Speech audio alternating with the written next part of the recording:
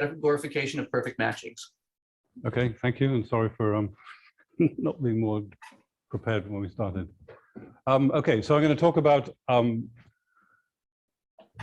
joint project with Ilka Chinakshi and Matt Presland, which has really finally come to fruition. We even submitted version 2 to the archive last month from here, so that was a major achievement. Anyway, so what do I mean by categorification in this context? I mean a slightly more nebulous activity of explaining kind of combinatorics by representation theory.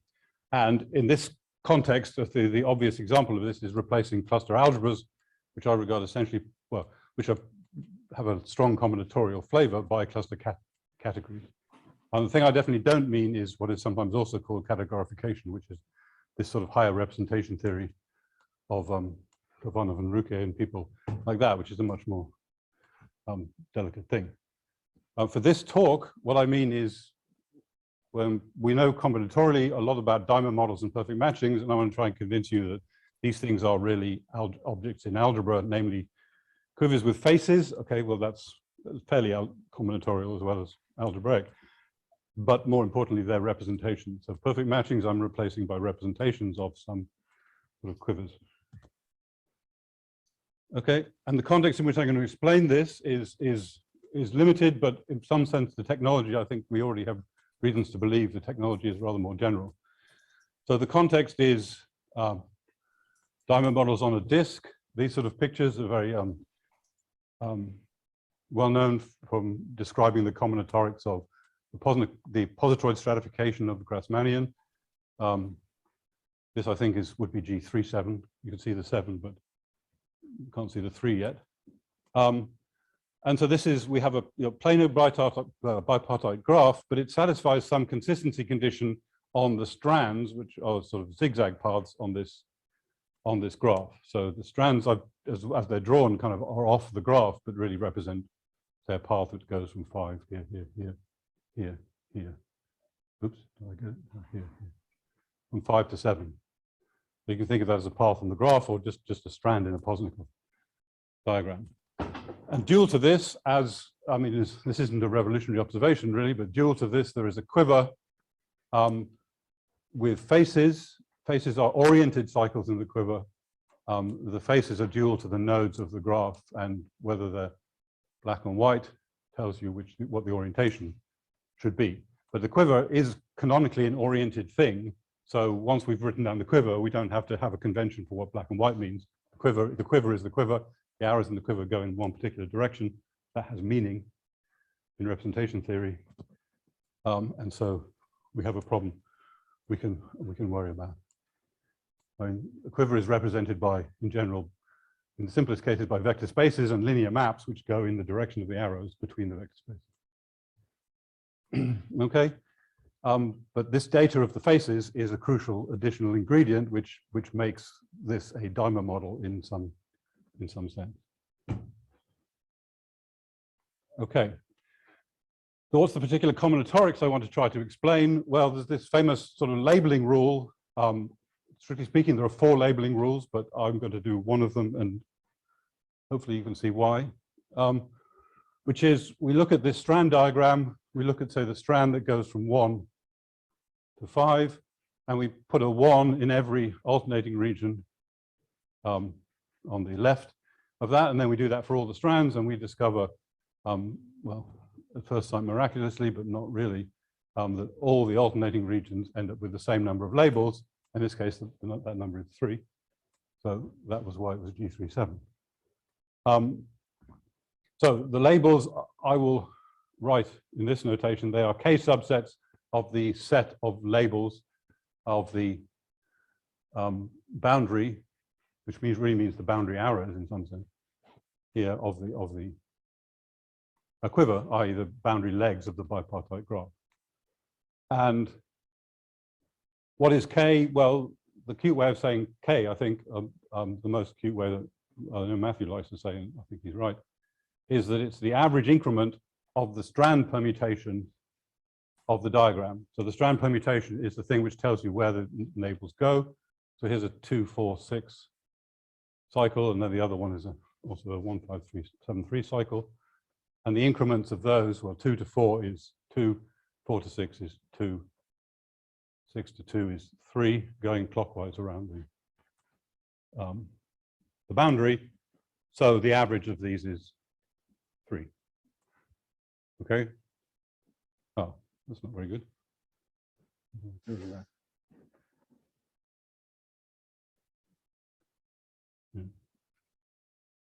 Sorry, I don't know how to get rid of.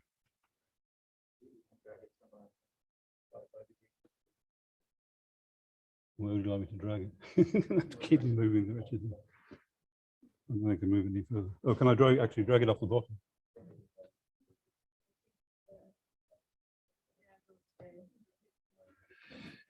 Okay, well, that'll be fun.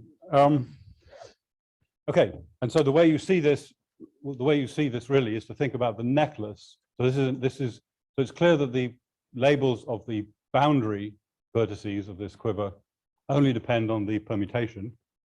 If I go, because the permutation takes me from 2 to 4, the boundary labels have 2s just here. In this case, I guess 2 didn't appear anywhere else anyway, but the boundary labels are just determined by the permutation. So this thing called the necklace is a function of the permutation, and it's clear then that the size of the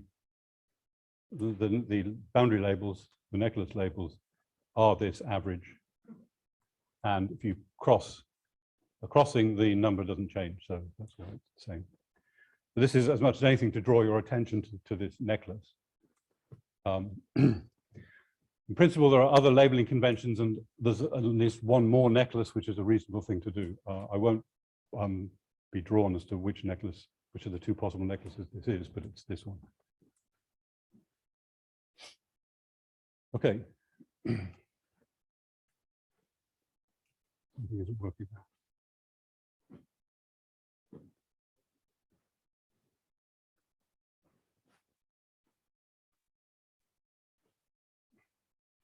Where am I?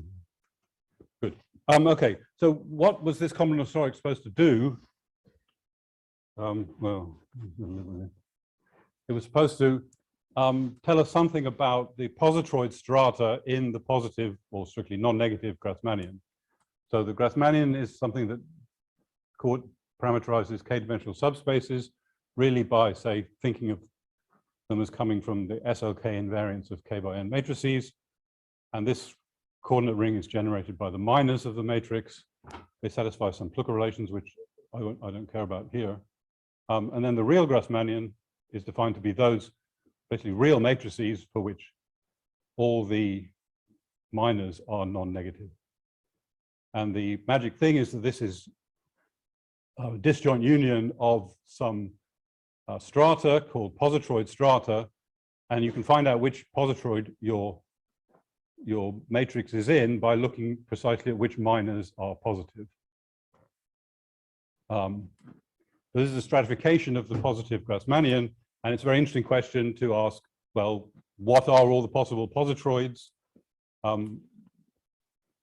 In the normal Grassmannian context, a similar question would be answered by matroids, and that's much more complicated. So positroids are very pretty and somehow simpler. This stratification is much simpler and nicer than the matroid stratification. Okay.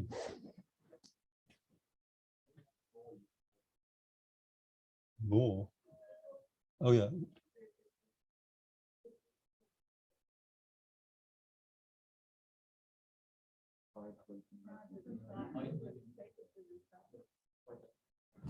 Brilliant.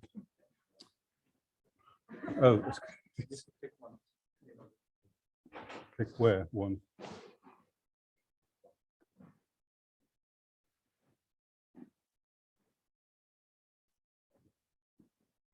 Okay, very good.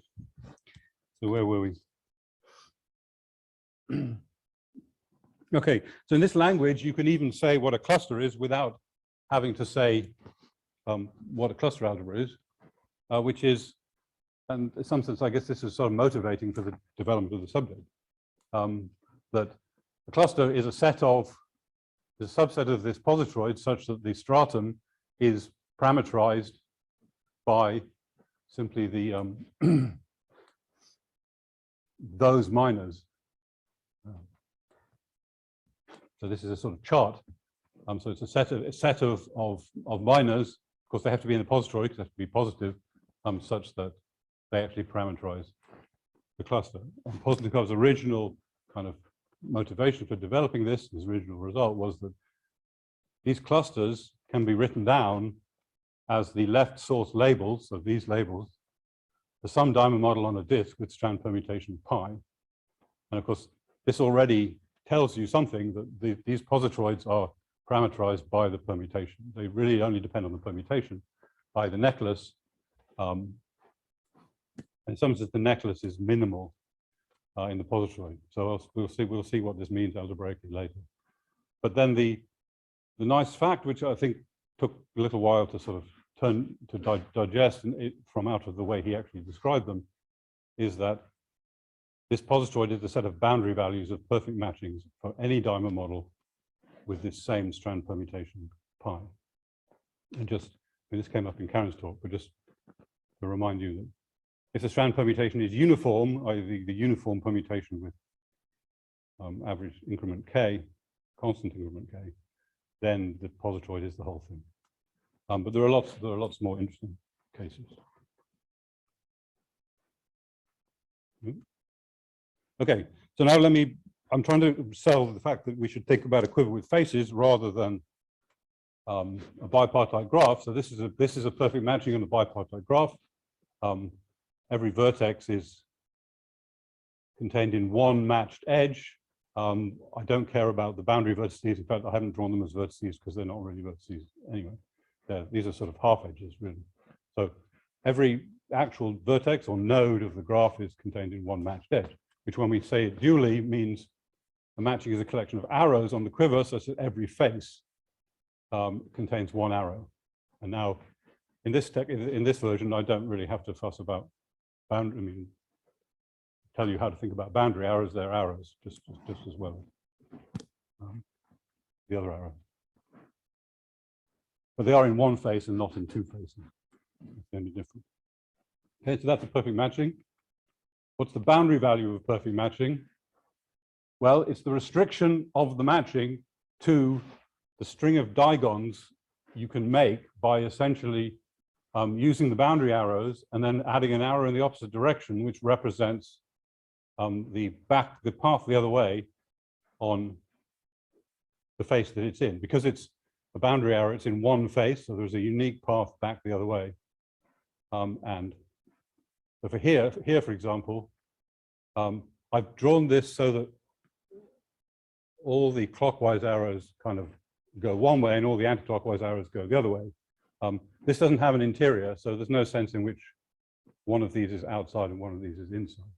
So you've got to be just a little bit careful. This matched one is this arrow here, and this clockwise one is that face, is the other side of that face, which is unmatched. Now, clearly, because there's only one arrow in each complete face, there's precisely one of these two arrows, one of these. I didn't go. What is a face? It's one of the regions. One of the cycles in the quiver. Okay. With faces. I mean, when you draw something in the plane, you can see them, but it's part of the data of a quiver with faces. Yeah.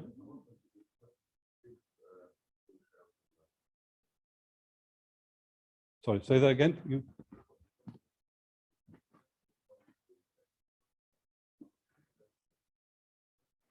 Yes. Yes. So the question is why are there a different number of arrows in these two pictures? So the point is, this arrow here actually represented this path. They can't see the pointer. Oh, well, that's a complete disaster. Okay, so the arrow that you can't see I'm pointing at, that goes anti-clockwise at 6, is matched because the anti-clockwise path on the boundary face at 6 has a matched arrow. So the fact there's a different number means some arrow must be.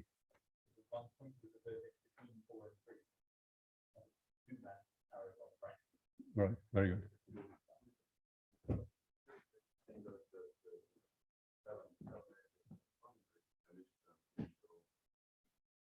No, yeah, so this quiver, which I can't point at anymore.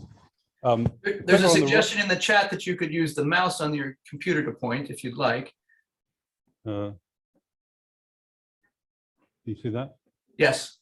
Okay, maybe I'll do that. So what was the question? Yes. I've forgotten what the question is. Yes. So I mean, as Matthew said, this arrow here that points to this vertex contributes an arrow to both of the faces. It contributes both this anti-clockwise arrow and this clockwise arrow. In the way the 14 arrows on the right are related to the arrows on the left. Is that clearer?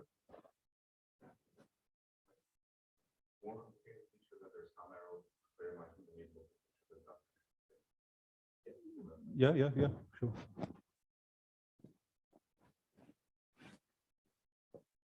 Okay. So this is an example of a perfect matching on this quiver whose boundary value is actually 237. It's not 125. It's 237. And you can see that you can work out. It's not. I mean, I'm not going to tell you, and it's not maybe not immediately clear, but the number of boundary labels here is the same K that we had before.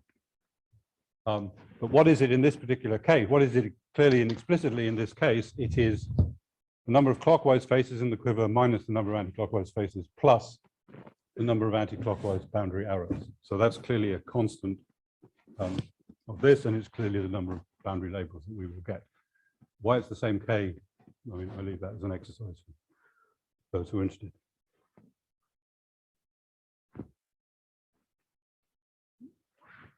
Okay, so how far have I got? Just about halfway.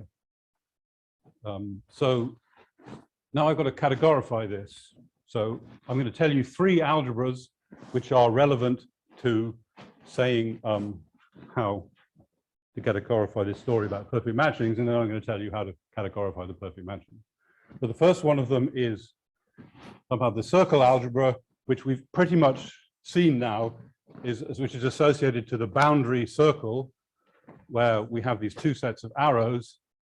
It's the complete path algebra of this circle of n digons, and it has 2 relations: one xy equals yx, however you interpret that, and it has a relation somehow from the k that, I mean, it's less obvious, but that says y to the k is x to the n minus k in this convention. And then this is a very nice algebra. It has a center, which is just power series ring in one variable, and this is the variable that essentially acts by xy from every vertex, and because xy equals yx, then it doesn't even matter which order that's in, so that's why it's central. And this is a nice algebra over Z. It's a Z order. It's free and finally generated, in particular, as an algebra over Z.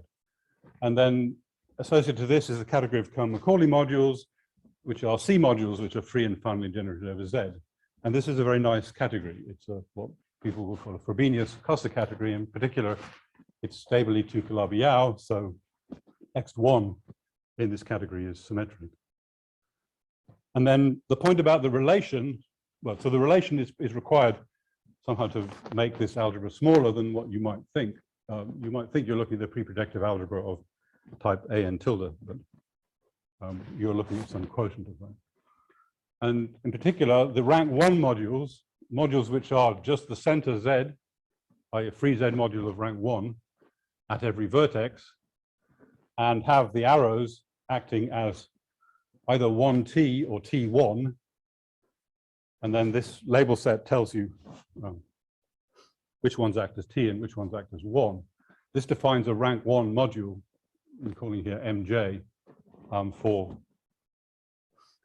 this quiver. And one of the slightly non-obvious things, but again, amusing exercise, is to see that, again, it's sort of the same. We want the relation with the K in it so that all these labels are the K element subsets. If you took the same definition for a different K, you wouldn't get modules for this algebra, you get modules for an algebra with a different relation on it.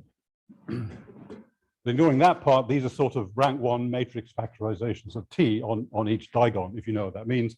If that's not helpful, then just ignore it. Perhaps the one other thing to mention is that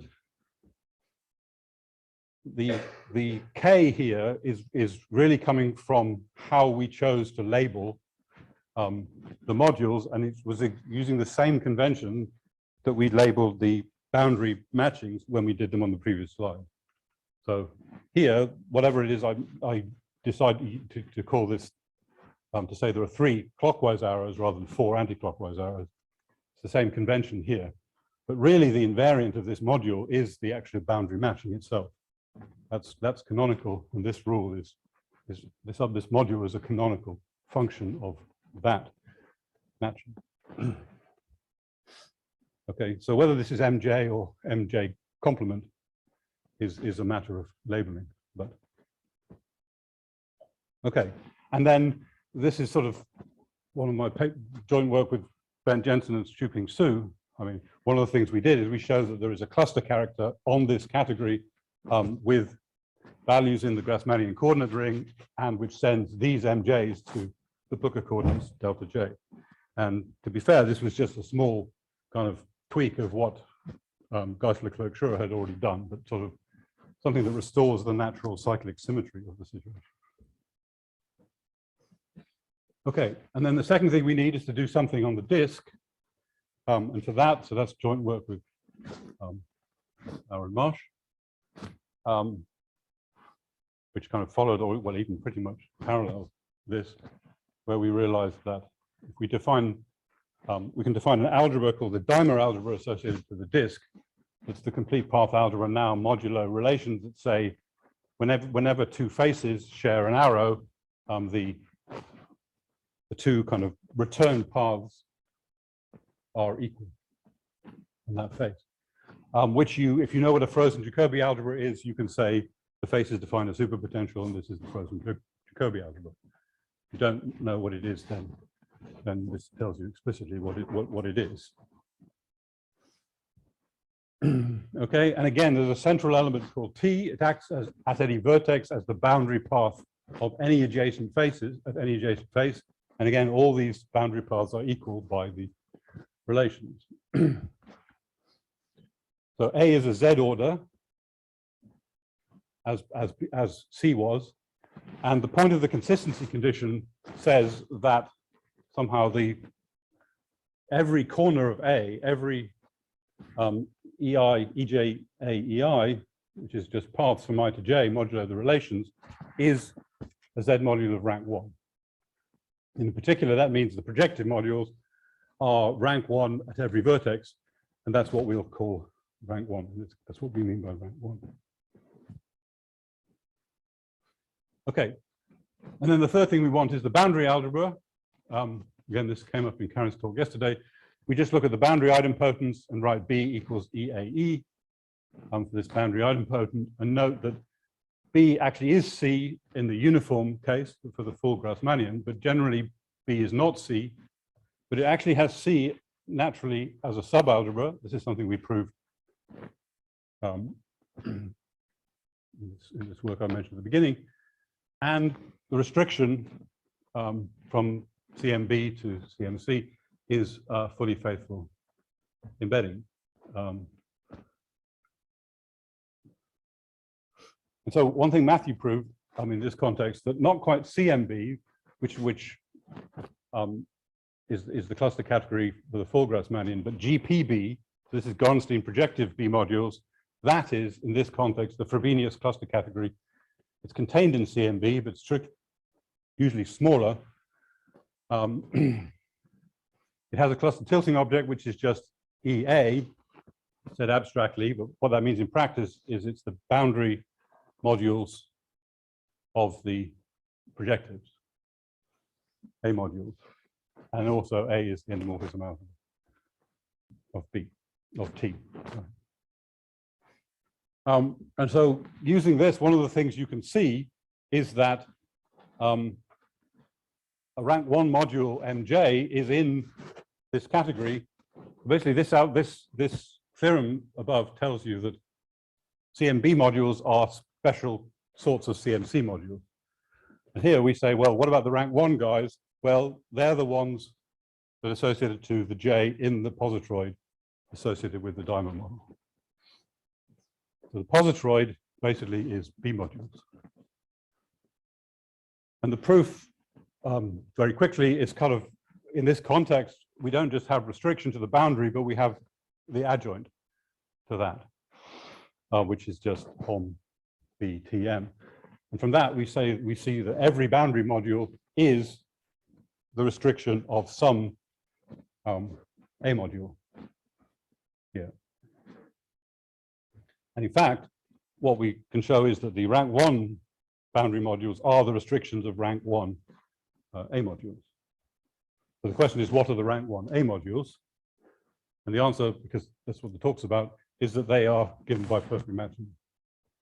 So in effectively the same way as we had on the boundary, if we thought about it, every perfect matching on the diamond model gives a rank 1 module which acts by T at the matched arrows and 1 at the other arrows. And all rank 1 modules have this form.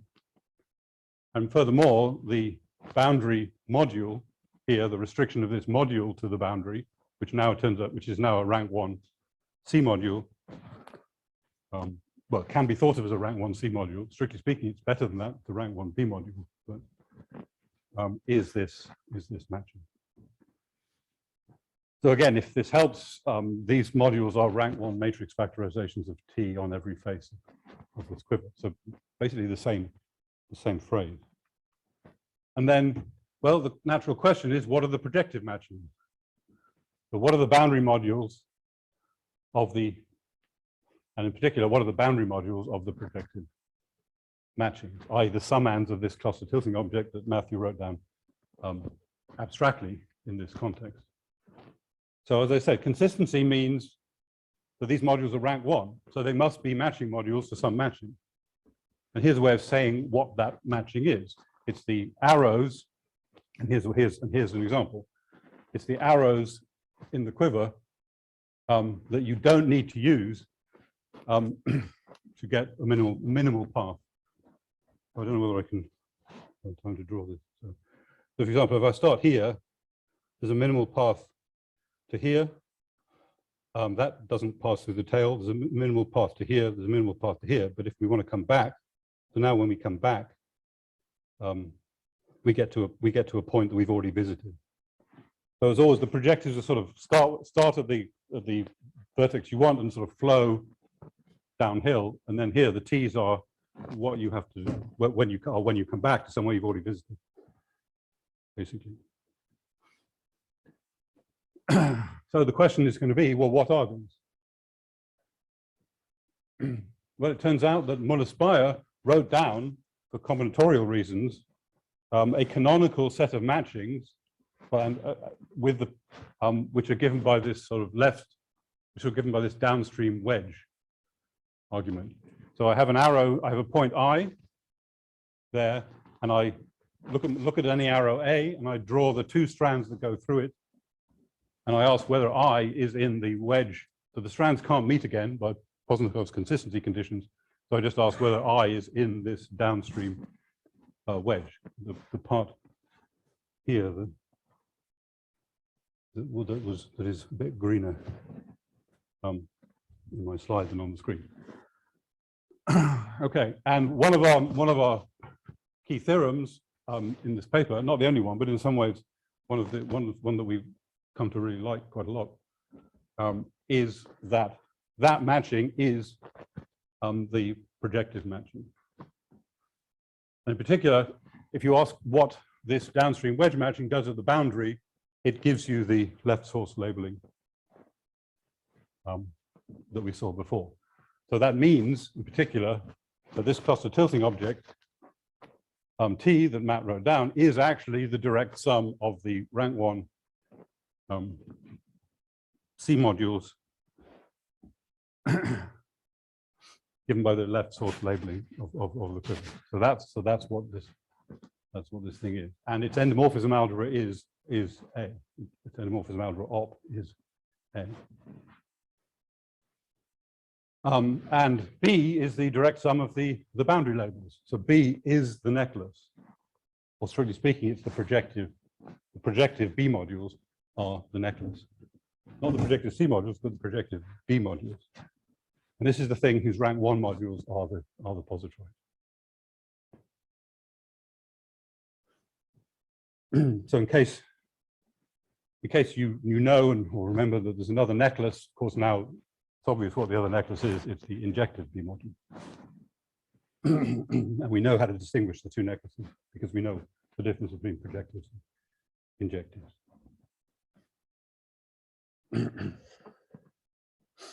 Okay, so that's the category. That's what one of the things that categorifying perfect matchings by modules tells you, that this funny combinatorics of Poznikov labeling. And in fact, if you go and actually look at the definition of the positroid from the necklace and think module theoretically, you can see that that definition is saying that the things in the positroid are B modules. So, I mean, that actually is essentially Poznikov's original definition of the positroid from the necklace. And then just to finish with a little tease, well, I'll say two things. Firstly, how do we prove it? Well, we prove it rather less combinatorially than one might imagine could be possible by actually working out a projective resolution for every perfect matching module, and then working out that what this amounts to in the case of the Muller-Spire matchings is you sort of have to add up all these contributions and prove that what you get is just the projective, the class of the projective in the Grothendieck group. And then with a little bit more work, the point is the matching determines the module. So that means the matching module is the projective. And when we finally worked out what Muller-Spire was saying about what Muller-Spire did actually understand somehow this projective resolution combinatorially, then they sort of know this, but their proof is very indirect. So to sort of almost flip my original moral of the lecture, what we are missing is actually a nice direct combinatorial proof that these two matchings, one defined as using the downstream wedges and the other using the minimal path condition, are the same. And it looks extremely tempting. But I mean, it's almost, you do an example and it's kind of clear that they're defining the same things. But I'm afraid we could never find a way of turning that into a proof. So that's a challenge for people who prefer combinatorics to representation. Okay, thank you very much.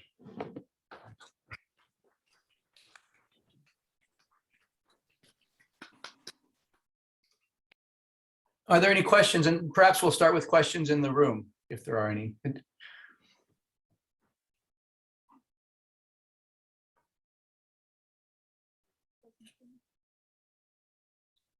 No questions in the room, it seems.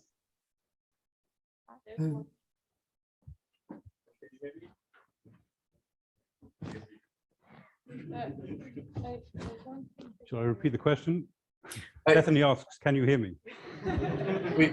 We can't hear you without that microphone. So I guess this is all related to the cluster structure of these positroids. Which cluster structure? I'll add that to my question as well. Which cluster structure? One of them. Yes. So I mean, one of the things that this really highlights is that, I mean, so the crucial thing here is that the natural cluster category, or the apparently natural one in this case, namely GPB, isn't the whole of CMB. So there are potentially other cluster categories inside CMB that are equally good for providing a cluster structure on the positroid, and that really is what happened. So I think so there's another one which you might call GIB, which essentially is the one generated by the injectives instead of the projectives. One of the points is projectives and injectives are not the same. So there's one generated by the projectives, there's one that's kind of at the other end, generated by the injectives. I think Alastair and Lamb already defined 2 cluster structures, and those are the 2 they defined. And now Melissa and Chris and people are discovering lots more, which are basically other cluster categories which kind of sit between the projectives and the injectives in CMB and give other clusters. So this is very clarifying from the point of view of why does positroid have lots of cluster structures and the Grassmannian not. Great, thank you. So I think unless there's another quick question, oh, there's a quick question in the chat. Greg Musiker is asking, does the twist map have a meaning in the categorification?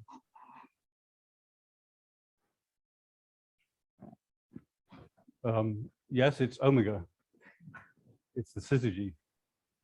Depending on which twist map you mean, it's basically the syzygy. Well, yeah, it's basically the syzygy. Is that short enough answer?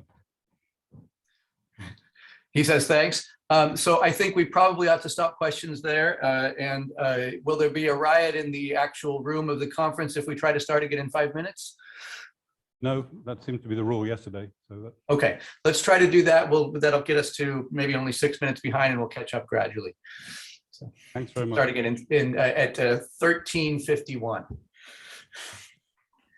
And then Lara, yes, let's thank our speaker again. Yes.